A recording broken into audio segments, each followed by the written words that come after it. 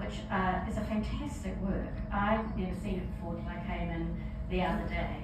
And as one or two of you may know, I do sort of have a passion for France and Italy. And this was particularly interesting to me because it's in an area where I haven't actually stayed. Well, I think I might quite like to go now. And Lough Thompson is fascinating to me because he's 12 years younger than Francis Hodgkins, but he trains in Christchurch, born in Christchurch, and he studies first of all under Petrus van der Velden. But he then, like Hodgkins, goes to Europe. Unlike Hodgkins, he keeps coming back. And partly because of that, he has ongoing, he does have ongoing exhibitions here. So the Christchurch audience, it did take them about 30 years, but they gradually did warm up to his manner of painting. And this is painted, he spent a lot of time in Concarneau. When Francis Hodgkins went in and out of Concarneau up until the First World War, but Lough Thompson had stayed there for various periods of time and actually died there in his 70s. And it's, of course, that's up in Brittany, in the northwest of France. So you've got the lovely little traditional fishing villages, which were very popular subjects for the modernist artists, including a lot of the artists who would travel out there from Paris. Not easy, because I was going to do it, and it was going to take so many hours on the train in the end. I sort of had a day and I gave it up. But there are wonderful things online that you can find about Concarneau.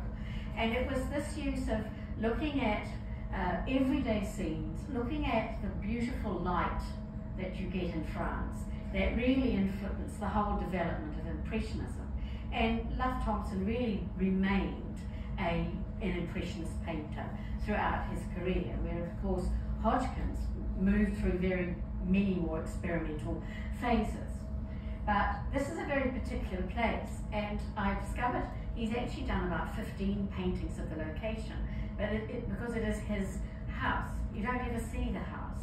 What you see is a canal, and if you can look on the right-hand side, you can see the curve of the water in the painting, and that there isn't a river locally, but the water was extremely important to Grasse because it began as a tannery town.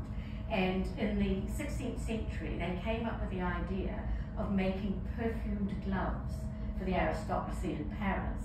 And so gradually, the tannery business died out, and they realized it was a perfect place for growing violets and roses and all the flowers that are used in perfumes. And Grasse is a very famous perfume city now. It's quite funny if you Google it, looking for anything practical like the name of the canal. What you get is 8,000 links to different perfume factories, which are beautiful in their own way, but not necessarily useful when you're carrying out research.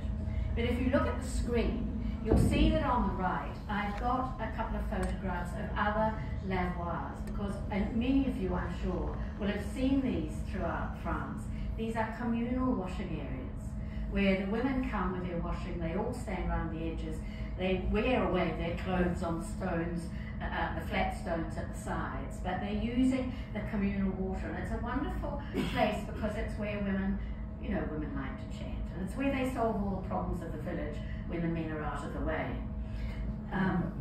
But he also painted the various lavoirs. So what's interesting about this work is it combines the two.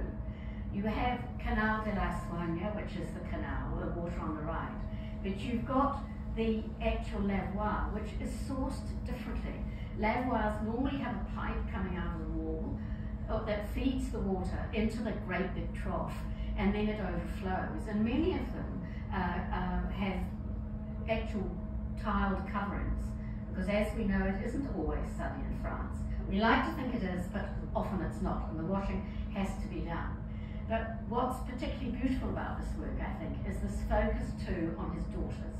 Two of his three daughters are sitting underneath the trellis that you've got above, and you've got the vine, the yellow grapevine, just starting to turn. So we know that this is a late summer, early autumn painting.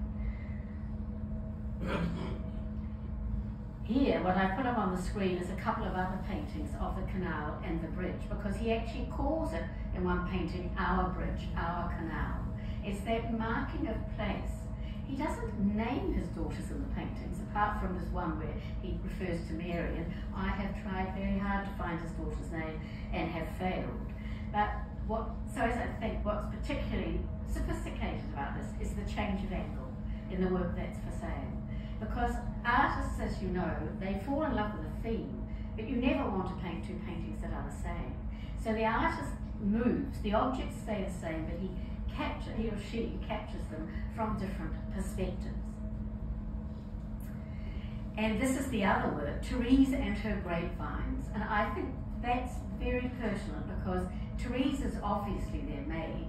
She is doing their washing, but she has claimed the grapevine, which makes me think that she's the one who actually makes the wine. She gathers the grapes and puts them to very good use. But it's also interesting to compare, if you see on the screen, the different tones. Because in the painting of Therese, it's much later in the autumn, and the leaves have turned a deep red.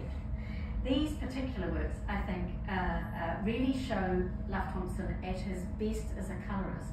Some of the earlier studies of the canals used a much softer, brownier green range of tones, but here you've got these really celebratory tones that speak of summer and the early autumn. And he brought a number of the works back to New Zealand, and in 1934 at the Robert McDougall Art Gallery, now the Christchurch Art Gallery, they had an exhibition, and I've just listed, there were 5 works in the show that specifically talk either about the canal or about the lavoir. So he was obviously very proud